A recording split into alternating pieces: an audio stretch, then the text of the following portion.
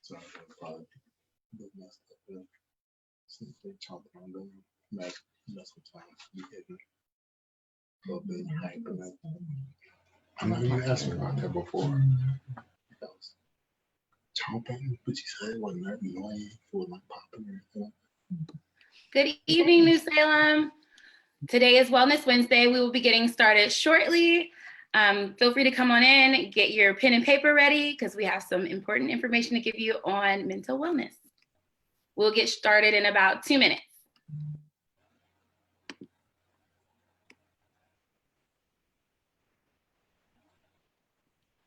We'll be getting started shortly. I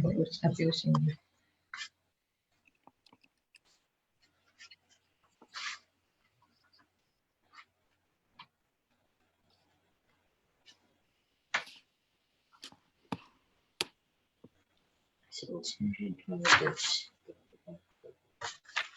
Yeah, and not yet. Pretty much. I don't know. Well, at least it's Yeah. It's like, yeah, that's good. Come on in. Thank you for joining us. We'll get started in a few minutes.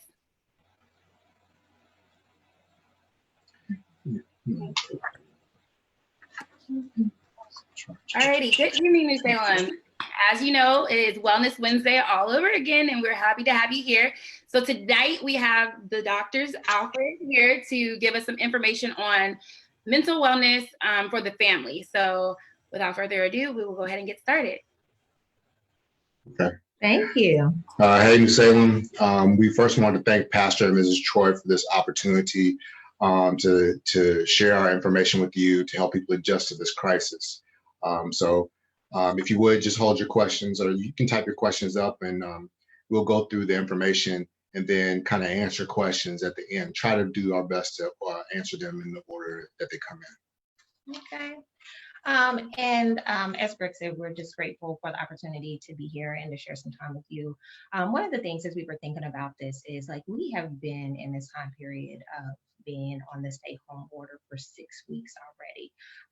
And in Ohio, we have just recently learned that that has now it'll be extended at least another 6 weeks because we will be spending our school days at home. And so just thinking about that, it was like there is just so much that people are adjusting to. And so we wanted to just kind of acknowledge some of what people are going through, because even as we were thinking about our experiences, we know that other people have very different experiences and are going through different things. But when we talk about, family adjustment, we are talking about how we're adjusting and getting through this time. But we're also thinking about our children and how they're adjusting, and even other adults that we may be taking care of, or who may, we may be looking after, whether they're, in a different state or even in a care facility. So there's so much that is kind of going on and happening for us. That we wanted to just kind of give some acknowledgement to that. We're not going to spend a lot of time kind of debriefing like all of that, because we do want to make sure we have time. We want this to be a conversation, but do want to just give some acknowledgement to all of the ways that people have been impacted. And one of the things that we talked about that seems to be impacting so many people, one is our work situations. For some people, the work situation is the same. They're still going to work or they're teleworking. But for those who have never teleworked and may now be teleworking and homeschooling, that's a challenge. But then we also acknowledge that there are some people who they are no longer working. They've been furloughed, or they may be, have be completely out of a job. And so their family resources, the finances have shifted. And clearly when your basic needs are not met, that is a significant stressor. And so it's hard to kind of attend to other things when your basic needs are not met.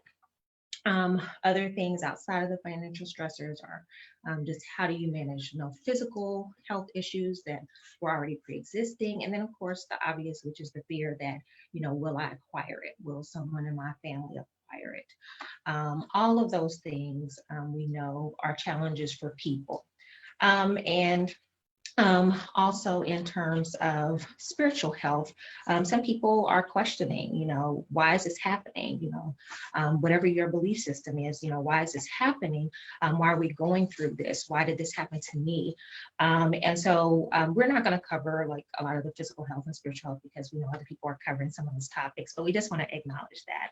And then, of course, there are the care needs and the mental health needs. And those are the things that we will spend some time on, just talking about some things that you can do. So for this next little bit, we're just going to kind of offer some tips, kind of giving acknowledgement to all these things and ways that we've been affected, and some tips for you as the adults in your home, also taking care of other people. So the first part that I like to just touch on is to describe two different things that people might be experiencing at this time. The first part is anxiety. Anxiety is, in short, future-based fear. It can look like, it can be generated when people feel a lot of uncertainty about the situation. Of course, there's a lot of uncertainty about finances, about childcare, about work situations, about health situations. There can be a lot of rumination, which means continuing to think about the same things over again. A lot of, physical symptoms like your heart racing, feeling sweaty when you think about that, feeling unable to stop thinking about it. Anxiety can also look like just continuing to fuss and nitpick at things. We have two coworkers, colleagues who are 10 and 12. You may hear them in the background at some point in time. When they're needing some help and trying to balance the schoolwork and trying to balance some of their needs. It's like people can feel anxiety trying to balance both their jobs or their responsibilities along with their children's responsibilities. So that can create a lot of stress. Depression can also be a big factor here, and that could be a lot of feeling of sadness or feelings of helplessness. Can feel like people often feel really deeply sad for a longer period of time than what is normal. It can also feel a desire to sleep a lot, or being unable to sleep because you're worrying about things. And so depression and anxiety, although they look different, they're like cousins or siblings because they can also reside together. So when you're in a stressful and an uncertain situation as we are right now, those two things can really kick off.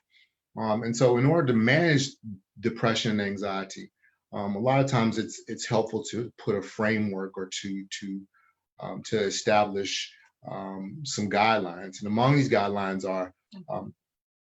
I was just going to also just add to that. Sorry.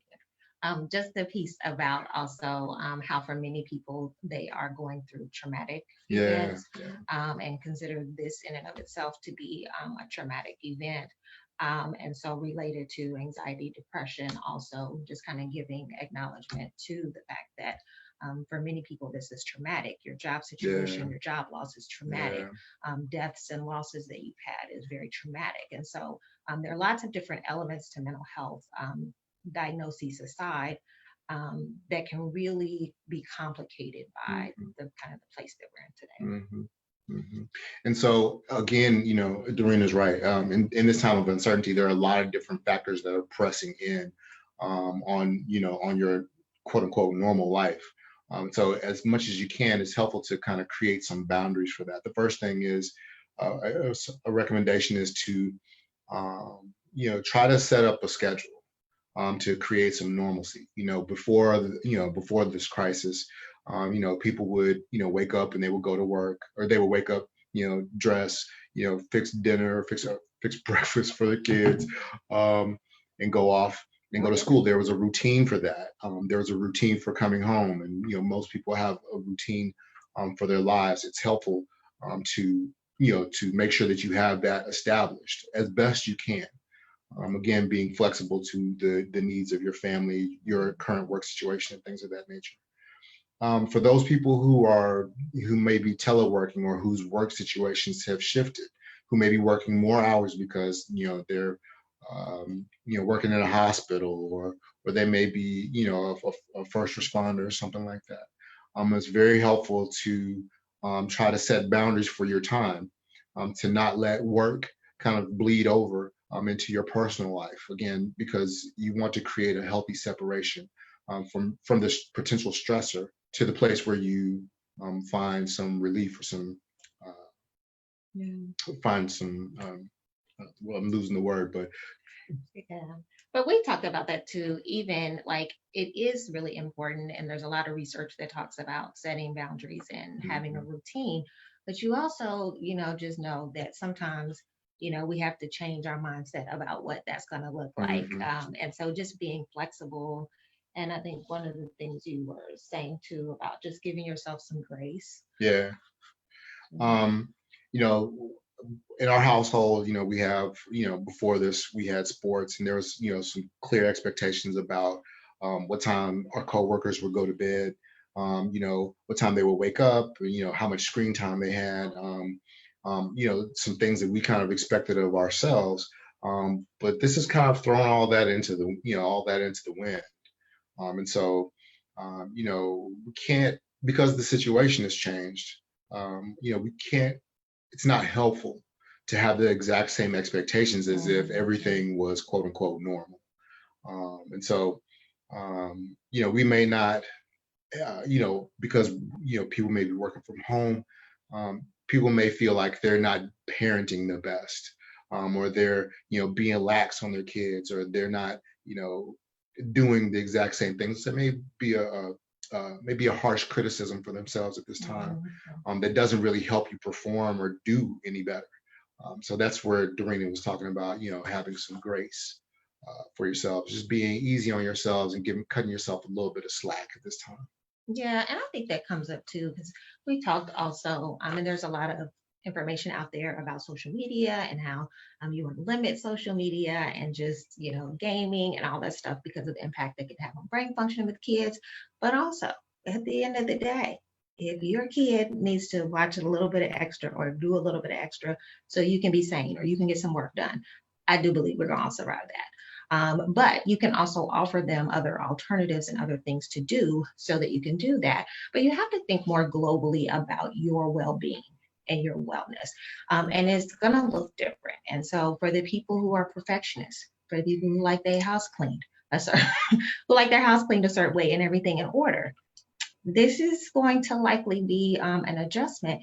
And in the spirit of giving yourself some grace, just realizing like, it's okay. We're going to be home tomorrow. The dishes will be there tomorrow, and we can figure that out. So some things we may need to restructure for our own selves and our own minds so that we can not let something like perfectionism and order be a barrier to us being well. Yeah, one of our friends wrote a book a few years ago. It's called Laundry Can Wait. And in that book, she was talking about being a good mother and everything else. And I think, we as parents, as people in general, need to prioritize the things that are important. Laundry is not as important as your kids. Going to bed exactly at 9 o'clock, or there will be consequences. Sorry, that's me. That's not necessarily realistic at this time. So the important thing is to focus on the things you can control. We don't dictate, when the stay-at-home order is going to end. We don't dictate, what our, state or leadership or city leadership is going to do, or our national leadership is going to do.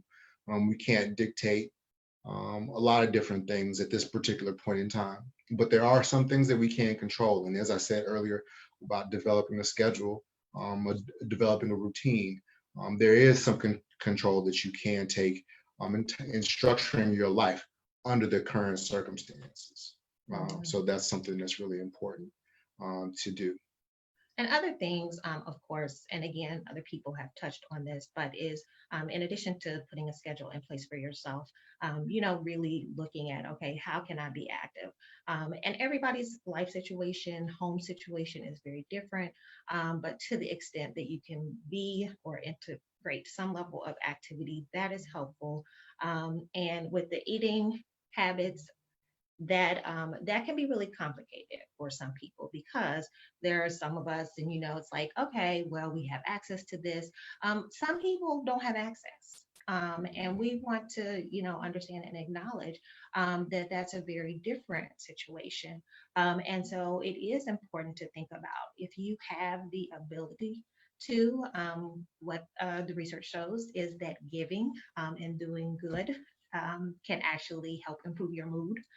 So even when you're talking about mental health and getting through difficult times, your ability to give to others can really be twofold in terms of helping someone who may not have the same resources, and also just kind of that spirit of giving. So again, looking very globally at things, some people are going to have some challenges, with food insecurity, not having that access, and some people have a lot of access and want to take a step back from some of that. Need to take a step back. Just so they are being healthy and being well. But we really want to kind of take everybody's experience into account. So those are some things to look at. And of course, we would be remiss if we didn't talk about, even what you can do spiritually, taking advantage of opportunities like this, connecting with a church online. Shout out to Christian Salem Baptist Church in Columbus, Ohio. And even using Bible apps, doing Bible studies, anything that you can do to stay grounded to what is of value to you, what is important to you, is going to help us get through this time and help us to stay mentally healthy. So kind of segue into that, we do want to spend just a little bit of time talking about other specific mental health strategies, and then we're going to talk about taking care of others. So in terms of managing your mental health, some people may be connected to therapy. Some people may not necessarily be connected to therapy. Again, we have a bias about being connected to therapy. One of the things that is happening right now is there is a big transition to teletherapy.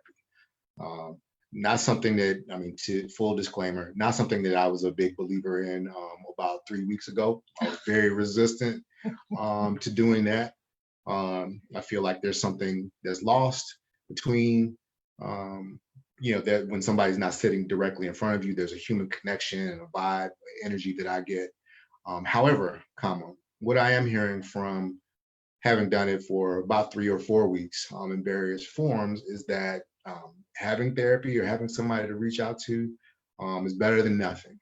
Sometimes you need a sounding board. When you are in isolation or you're not talking to anybody, stress builds up. It's kind of like I always talk to my patients about the soda bottle analogy. You are a container of soda. When life happens, all those emotions, the anxiety, the stress, all those build up. And boom, eventually, that can explode like a bottle of soda. Talking to a therapist, talking to a trusted person, if you don't, quote unquote, believe in therapy, or talking to somebody else, kind of eases that pressure off of that soda bottle. And so teletherapy is something that we're probably going to be transitioning to as a country, or as a profession. That's been forced on us based on this. So I'd encourage people to look for that and to seek out opportunities for that. If you have insurance, or if you don't have insurance, there are plenty of people out there who will provide pro bono services, or self-pay, to help you get connected. And teletherapy, it is effective. Like it is, and it can be with the right provider. It is as effective. Although there may not be a personal preference to that, but it is as effective. And there are people, especially different age ranges, who they would prefer to do that than come out. There are certain people with certain type of mental health issues, like social anxiety and not wanting to be out in groups, or people with trauma, depending on what their trauma is. They may prefer that. So it really is effective. It can be, some of us are making adjustments, but it can be effective. And you do want to use it as a tool, because I don't know personally anyone who's currently in the state of Ohio, and there may be them, but who are having people come into their offices. Not saying that they're not, but most people have shifted to this. And so you want to get someone who is doing this and doing it well and has a good understanding of how to make it an effective tool for you. Related to that is whatever your current treatment regimen is, it's okay to stay on it. Like if it's working, just let it keep working. Now it's not the time to be making major changes. If you feel like you need an adjustment, like with medications or something, then make those adjustments. But you don't need to, well, unless, and affordability could be a concern, but talking to your providers about trying to stay on the regimen really is important, because this may really be the time where people need it more than they needed it before, and may even need adjustments with an increase. And that's okay, because times have changed and there just may be that need for that. So just being open to other ways of accessing resources and making a commitment to continue those. Some people, we were talking, may not even have a diagnosis or may not be in treatment because they've never had any symptoms. So trying to figure that out, like, what does this mean? I don't know what this is a different experience than I've had before. We're trying to share some information about what that can look like, because for some people, this is very new. Excuse us, that's our coworkers. Sorry. But that can be something really to look into if you feel like, okay, I'm feeling different and I'm not functioning the same way. Now, some of that, again, can be just the situation that we're in, but it could be something more than that. So you want to be open to that. Another thing. So one of the things that is coming up, that has come up, has been a whole bunch of memes about this. Well, there's a theme of loss. Loss of, not necessarily trivial things, but not important things, like the loss of, baseball season, or the loss of whatever, college football season. But on a deeper and more personal level, in a more immediate level, is a loss for many people who've many kids, many seniors who have lost their graduation, or their graduation has been totally changed. Graduating from college, graduating from high school, what have you. Milestones. We have friends who have celebrated 20 years, who had plans to go celebrate on trips. That's a loss. In addition, and even more importantly, there have been people who have lost loved ones to this, who are not able to actually grieve, go to the funeral, to attend to their families. And so we want to encourage you all to think about ways to experience your own, to celebrate your loved ones, to celebrate those important milestone events, to celebrate the loss of the passing of those loved ones who've gone home, and to encourage you to think about creative ways to do that.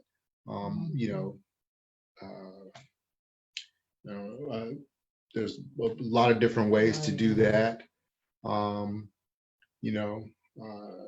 Depending on what the event is, obviously. But there, social media, while it has its banes, it has its negative points.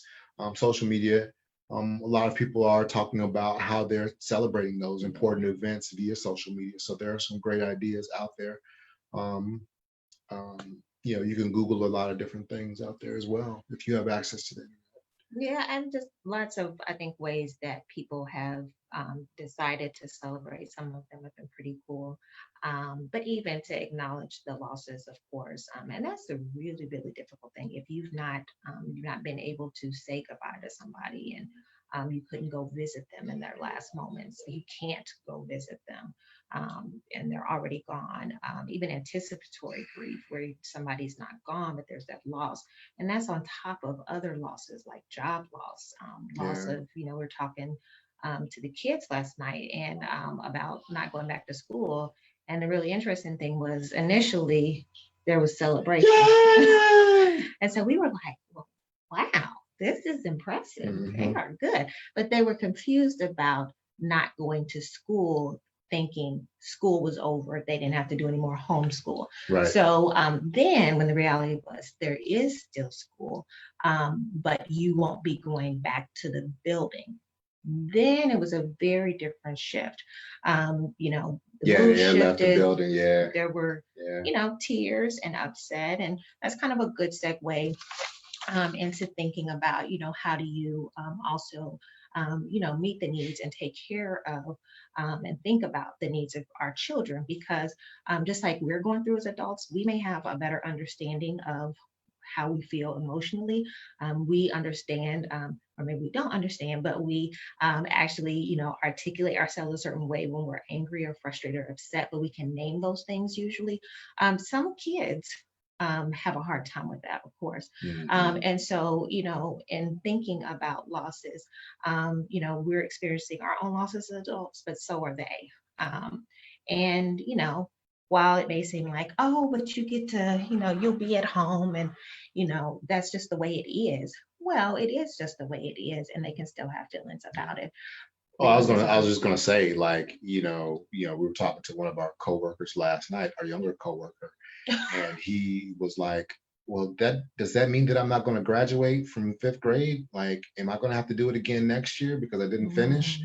You know, and to us, it's like, well, you're just gonna go on to it. But like, with his school and with many other schools, fifth grade, the transition to fifth grade is like a celebration for many, not for every. Um, but he was talking about I was thinking initially, I was thinking it's like this is fifth grade. Like you're just gonna go, you're gonna be able to walk to school now. But then he was like, no, man. I mean, no, dad, there's all these field trips, like last year, my can I say his name? I can't say his name. Yeah. So, yeah, our oldest son had a lot of y'all know who he is. Our older son went to he had a lot of field trips in the last part of the year. Um, and I have to put myself as a fifth grader, and I was like, dang, yeah. I mean, there's a lot of field trips that can happen, or that happened even when I was in fifth grade back in the day. Um, and that's a loss for him because he saw that, and now he doesn't get to experience that. And although it's a small thing, when you're 10 years old, like that's a huge thing. That's a huge thing. Yeah. Um, And so thinking about that, I think it is important to think of the breadth of losses mhm. that people have, not just for the adults, but for the children. And so most of us at this point have had conversations with our children. We've been doing this, we've been homeschooling in quotes, God bless teachers. I just need to say amen, that. God bless amen. teachers. Yes, God bless them. But it is true that the conversations are really going to continue. So I don't think any of us is going to have just a one-time conversation and it's like, I'm not going to talk about that anymore, because there are things that are changing and shifting when we go, when the stay home order is off. Well, can I go visit my friends now? Well, why can't I go to, why can't I go to such and such's house? Or why can't we have a play date or whatever it is? Or why can't I just go outside and play basketball at the courts? Other kids are doing it, or whatever the case. So you continue to have conversations with your children. And, one of the things I think can be really important is, we can sometimes project our feelings onto the kids. So by saying things like, I know you must be feeling angry about that. Mhm. Maybe they are, maybe they're not. So using the open-ended questions, like, you probably noticed, and you can do this even with younger kids. So our kids are school age, but even with younger kids, just having a conversation with them. And sometimes with younger kids, it may be helpful to do some kind of light play, or even, and you have, may know your kids. We have one who will tell us everything in detail about how he feels, and the other one Will tell us may be nothing. like, mm, I'm good. fine, one word kind of answers. And so your approach to one child may be very different based on their personality, how they deal with their feelings, how they express that. And so it's important to know that, and be aware of that. And then to just ask open-ended questions. So you probably noticed we've been at home a lot more, what's that like? You know, you may not always want to ask typical how does that make you feel? Yeah, I was But about you to could say feel you shouldn't I was shouldn't just ask them but you psychologist can, questions I know, but like you that. can still ask, like, what's that like? Because I don't want to assume, because I may be feeling anxious about it, but they may be feeling like, I'm I'm good. disappointed, but I'm still okay. So thinking about that, having those conversations, using open-ended questions, trying to be curious with them rather than kind of projecting things onto them. Other important things, and then we're going to wrap this part up so we can have a conversation.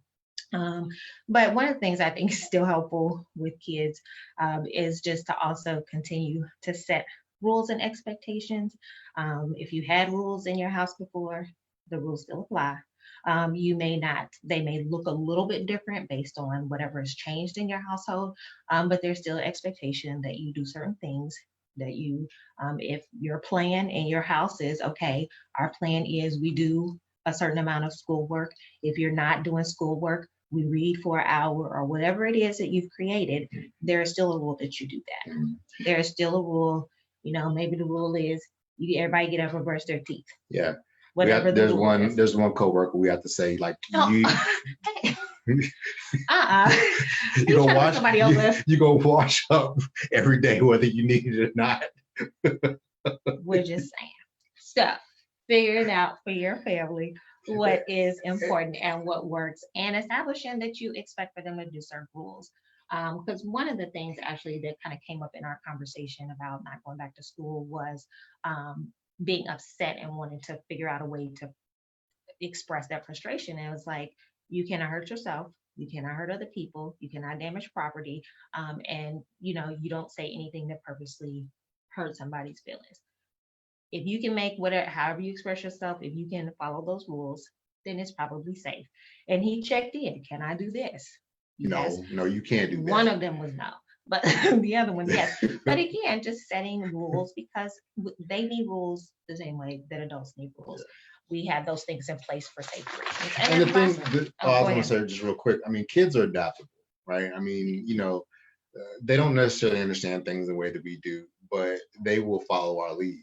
And if we lead them down a path of, feeling confident, fake it till you make it, right? If you lead them down that path, there will be certain outcomes, down that positive, confident path, right? They'll follow your lead. If there's not a path and they walk amongst chaos, they'll follow you through chaos with all the rights, lights, and privileges that come with walking through chaos. So they really do follow your lead, follow our lead. The last thing that I lied, that wasn't the last thing I was going to say. The other thing that I will say, and this harkens back to when I was talking about mental health, is sometimes the challenge of dealing with stressful situations, both anxiety and depression, is through avoidance. And so it's very easy. It's very easy for some people to check out. Like, this is too overwhelming. It's too much stress. I'm going to go watch Tiger King or Housewives of Atlanta, and just whatever happens in the house is fine. But I would say, in terms of being the shepherds, the leaders of your household, your kids still need you to be present. You still have to parent, because at the end of the day, when all this is over with, things will go back to a different normal. And whatever kind of norm you establish at this point in time, through this particular crisis, you're either going to have to continue on with that or correct it. And it's easier to continue on with a consistent path of leadership and guidance and roles and structure than it is to try to rebuild that down the road, on whatever path that leads you. All right, that's my military guy Sorry. coming out. I know you went there. I'm That's sorry. all Thank you, right. babe. That's good. Yes. No, and lastly, again, just to wrap up, because we do want to leave time, plenty of time for questions, is when it comes to like your loved ones that you may be taking care of, who may not be in your home and live in a different state, maybe in a care facility, really just, and I know everybody is making an effort to do that if you're in a position to do that, but just, trying to do your best to stay connected to those people, to the people that you love. whether that's, trying to FaceTime. I was talking to a friend and I didn't realize that, but she said they actually can FaceTime in the care facility that she's in and allow people who may even, people in the facility who may even be nonverbal to at least see their family members. That was helpful, sis. Thank you. So lots of ways that you can try to stay connected to your loved ones, asking for updates, continuing to just check in with them. And if you're, missing them and you're not able to do the window visits, I know many people are doing that, finding other creative ways to stay connected. And one last thing, just to kind of wrap everything up. I was talking to one of the boys' teachers, and they were giving them this activity to create a historical document. And so all they were doing was asking them to kind of journal a little bit each day, just about what they did today, what the experience was like. And I thought that was a really good thing to think about, paper and pencil, usually we have access to, you don't have to do anything fancy. But even like being able to look back on this time and say like, wow, what was it like? Probably many of us won't forget this time, but you never know kind of what's happening, what the situation is. And I think that can be, as you're thinking about, how to make meaning of this time, how to get through this time, journaling, creating some type of historical document of this time, maybe something to include. So this was really hard for us to do in 20-30 minutes ish. So there was a lot of information. There was a lot more that we could have covered, but hopefully this at least gives some basis of some things to consider for your whole family's wellness. And we're happy to take questions. Good job of wrapping that up. Really appreciate it. So far, one of the main questions you actually were just going into it was they wanted some examples of ways that they could either still celebrate those milestones, which you kind of alluded to as far as like Zoom calls or FaceTime. But how do you have any ideas or ways that individuals can celebrate losses? So specifically the graduations. I know, a friend of mine just did a Zoom call to celebrate, but do you have any other ideas or ways that people can celebrate losses such as graduations or proms, as well as the losses of family members, even though they're unable to attend those actual services? So I'd speak to the last one first. With losses, with transitions, I guess I don't want to make the assumption that everybody's going to celebrate the same way, but for our culture, that's a very important time of connection to family members, very emotionally and spiritually expressive time. That one I think would be a little bit more challenging, but I still think that, doing things like, maybe writing a letter to the loved one to get that emotion out. To say maybe some things that you wanted them to know, or the ways that you felt about them, or maybe, sharing with family members about how you felt. Maybe having a, I don't know, this might sound a little crazy, but, having like a virtual, maybe a Zoom platform where people can just say a little bit about how they felt, memorial service.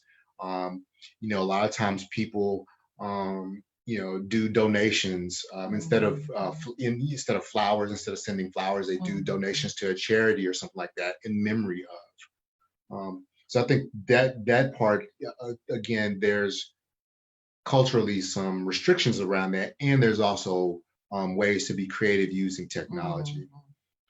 And I think one of the things too, and my mom does this a lot, like she scrapbooks or does pictures or videos, like she does these little, I don't know what you would call them, but like videos of pictures of family members, and creates like a whole video, and she adds music. And so it's like this kind of memory that you have, and as as long as you have your phone or you save it to the iCloud or something, that you have access to that, and that can be a way to acknowledge as well. Celebrations, I think people are doing all kinds of things, parades, house party, having the house party app where people are getting together, and you can apparently haven't been on there, but you can play games and all kinds of things that you can do on there. And then just continuing to have like virtual opportunities or way for people to drop things off. I've seen people like create things on their lawn, and people Yeah. can like do things and stop by, but they're keeping their distance, so they're not coming up to the house or into the house, but they're having something like on their sidewalk where people can at least come by, do a wave by, lots of things like that. So I hope that answers the question. Yeah, and I've also seen, and just this last part, I thought it was very interesting. I saw like somebody do a virtual prom. Oh, that's neat. The initial person was, there was a young lady, and she went to the prom with her dad. And so they did the whole shebang. They got dressed up. They had the music. They had like some punch and some cake. They danced, and all that other kind of stuff. And those were memories that they developed with each other. So great examples. Thank you so much. We don't have any other questions, but I did see a lot of people discussing like exercise and getting outside and just keeping their distance. You guys want to elaborate a little bit on that and how that can help your mental wellness? That's your thing. I mean, I exercise too, but I think that's probably more your vein of things. yeah, I'm a outside kind of person. Yeah, I feel like that is, in short, that's really crucial. It's some people like being inside. I don't. And so for me, exercise is important. It's a way that I reconnect with myself. I enjoy being around, my family, but my job, at this point in time is kind of stressful. Like I said earlier, there are a lot of transitions that are happening. So I make sure I get outside. A lot of people are, I was reading some articles in the New York Times about exercise and stress today. And a lot of people are talking about like using masks. When you go outside, obviously keeping your distance. There are some elements of society that don't necessarily believe in that, keeping distance or using masks. I say everybody goes at their own peril. I tend to go exercise really early, or in a place that's isolated. There's not a whole lot of people around, because I need my head to be right. So I think that that's really important. If you go online, there are a number of different companies, like Planet Fitness has posted, free workings. New York Times has posted a bunch of tips for working out in isolation. YouTube is tons and tons of videos on how to use household items like gallon jugs of water or soup cans to exercise. Because again, as I said earlier, at some point in time, things are going to go back to normal. The isolation order will be lifted. And that, people want to be going back and be fit. So, that's one thing to think about. I know we've gotten some great weather currently. It's nice outside, but how would you say like if it's a rainy day and consistent rain and you are already isolated and inside and you can't get outside, what are some ways that you can cope with that? One thing that I did, I'm more of the inside person, but it was a it was a light rain. I just went walking in the rain. I just put on my gear and I just went out. I wasn't doing anything fancy. I wasn't running. I was just walking, but it was a light rain, so I did that. But other things like yoga, things that you can do in the house. Like there are all kind of people who even like sponsor either via Zoom. There is his name, Mike, that had the hip hop class, I think. But yeah, there are lots of people who are sponsoring. Some of them are free, some of them you have to pay for. But even like if you have what is it, Amazon Prime, some of those places, you can actually just like call up a workout. I didn't know that, but you can just call a workout up on that, like just push a button and say yoga or whatever, and it'll bring up certain things. And then, you know, you don't have to have any equipment for push-ups, sit-ups, jumping jacks. Like you could just literally go back to old school strategies and just do what you did like when you were in high school. If you invite your coworkers or your kids, they will probably enjoy something like that. So it's something you could actually do with your family. We did a little family kickboxing the other day. So Yeah, we it did a doesn't, you little don't have family to, kickboxing. Yeah. you can do it right in your house. So. Mhm. Could you all speak to maintaining a sense of control over things that we have lost? So how to balance that emotion? Trying to control things that you've lost. So like having lost a job, and how do you deal with that? Or is that what you're thinking? Is that what it sounds like? That's what it sounds like. Okay. So probably like people who have been furloughed, or like kids who can't go back to school, things like that. We can't really control it necessarily due to COVID-19, but how to deal with those things. Yeah, it's tough because you're trying to say, let me stop caring about, or let me kind of disengage from something that is really important to you. And I think ultimately, you know, it's, you know, reminding yourself that, yeah, there has been a loss. But most of us, you know, especially as adults, if you've lived long enough, you've had some challenges already. And so really going back and thinking about like, how did I get through that? You know, maybe it wasn't exactly a job loss, if that's currently kind of the loss, or what you're struggling with, kind of that control not being there. But, you know, I know people who have lost their jobs, and we don't know what the economy is going to look like. We don't know what the job situation is going to look like, who's going to have a job to go back to. We don't know that. So that's a lot of uncertainty. And with that, that is one of those things that you think about. Is there something I can do to try to resolve this issue? Is there something that I can do in terms of a job loss? Is there something I can apply for? And when you've gotten to the point where it's like, there's nothing else I can do, then you shift your focus and attention to the part of your situation that you do have some control over, that you can change.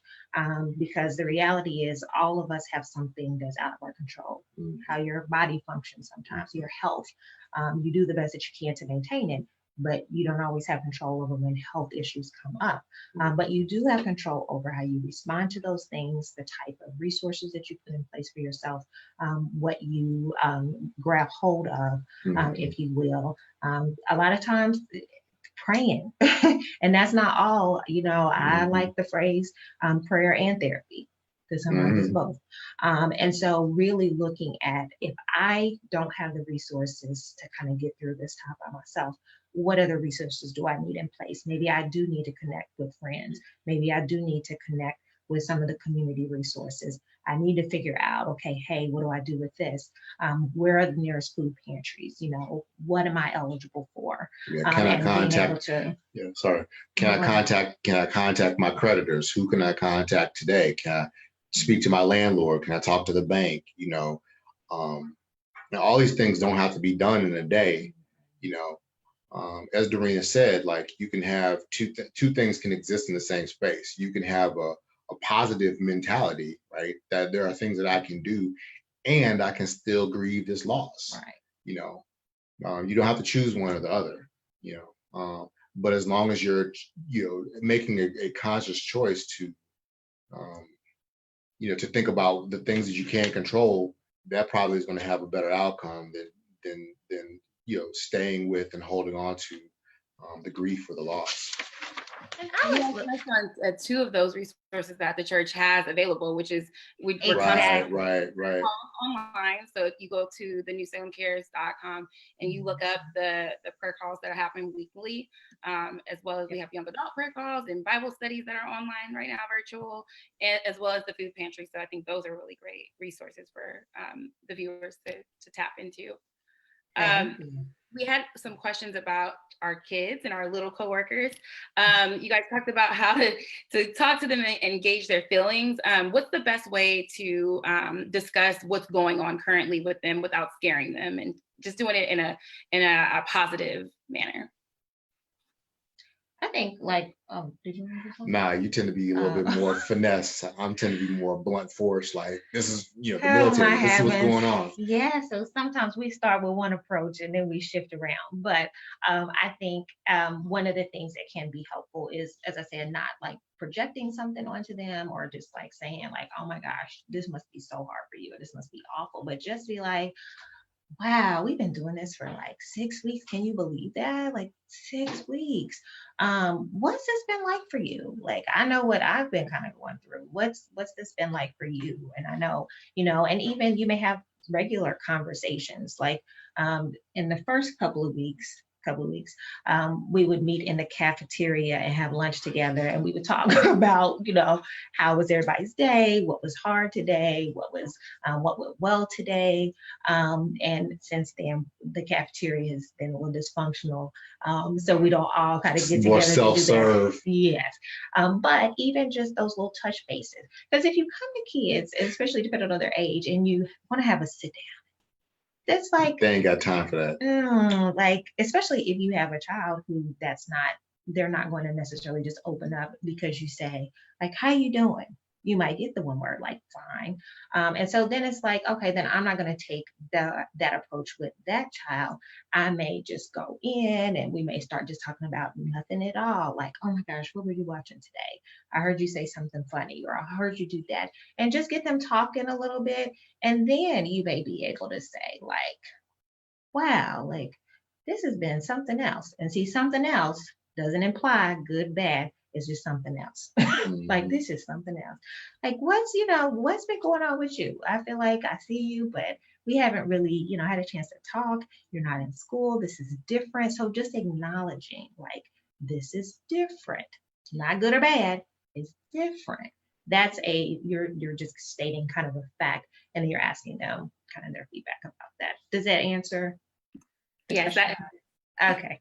And then the last question we have is regarding just like looking out for our family members, and what are some particular symptoms or red flags that we should be aware of or looking out for while we're going through this quarantine, specifically for those we're living with and those who are far and distant that we're just checking in with via FaceTime and things of that nature. I say the first thing, first thing is isolation.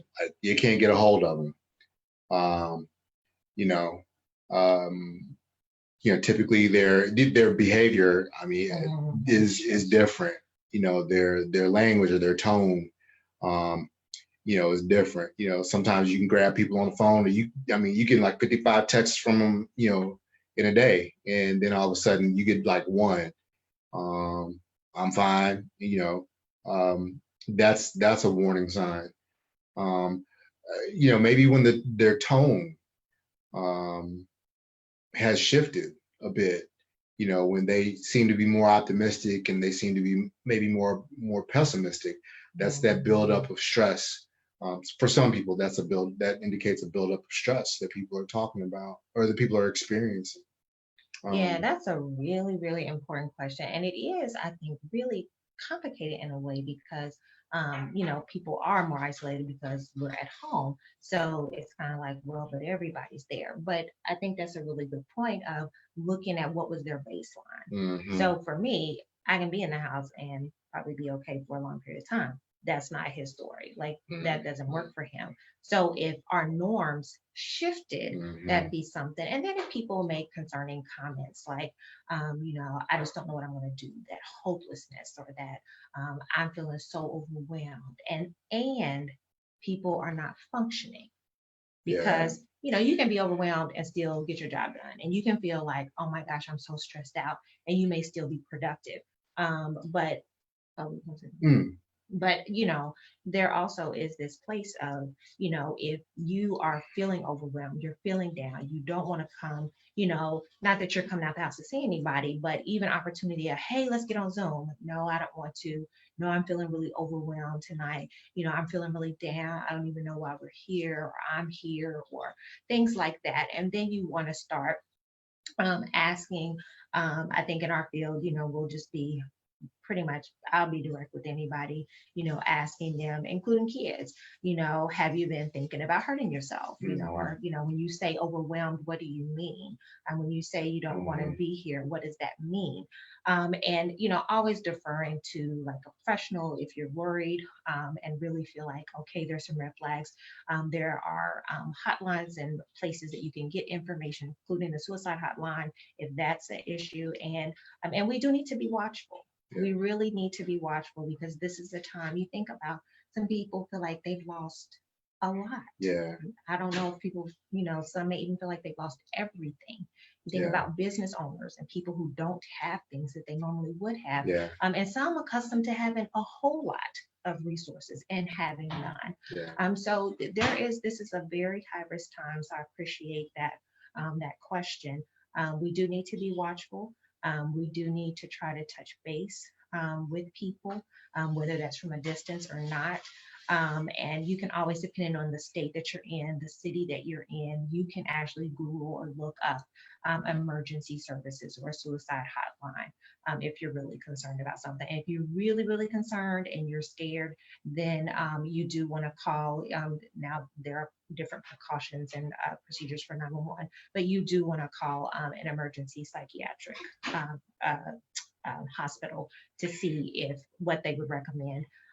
NetCare has been in Columbus our resource. And no, I was just saying, and in that case, a lot of people are like, well, I don't want to call because they might not be, it might not be that bad. Or they might get mad at me. It's better to err on the side of caution. If it's a matter of life if it's a matter of life and death, life and death. if you're really that concerned about somebody, it's better to call somebody and have them call a professional and have them addressed than to wind up not doing something and with the possibility of something bad happened, and then that be a lost life or lost opportunity. And that's really in the case where someone has a plan or intent and you are needing to avoid an emergency situation. For all other situations where you're worried or concerned and you feel like something's not quite right, that's when you want to look in. And it is going to vary depending on your location about what's available. So I did want to say one thing that we kind of did not address. For all these issues, I mean, this is again a very uncertain and unusual time. There are a ton of applications, apps for your smartphone to help you through this. I will endorse the VA. The VA has a lot of stress management, anxiety management apps. Apple has a bunch. Google has Google/Android has a bunch. Headspace, Calm. Lots of there are lots of those resources out there. So please make sure that you use those. They're free. Most of them are free to the public. So those are a lot of different ways to help you navigate this time, not just with others, but on your own as well. Thank you so much. If we don't have any other questions, we will go ahead and wrap up. Feel free to put your questions inside the chat right now. All this information has been amazing. We really appreciate you guys for sharing with us and with your little coworkers. We don't have any other questions coming through. If other ones do come through later on, I'll be sure to send them to you in an email and I can drop them back into the chat later on. But we truly appreciate you guys helping us prepare our mental wellness and for ourselves and for our families. So thank you so much. Thank you everybody who joined us this evening, and we will see you next Wednesday for Wellness Wednesday. Thank you, New Salem. Thank you. Take care.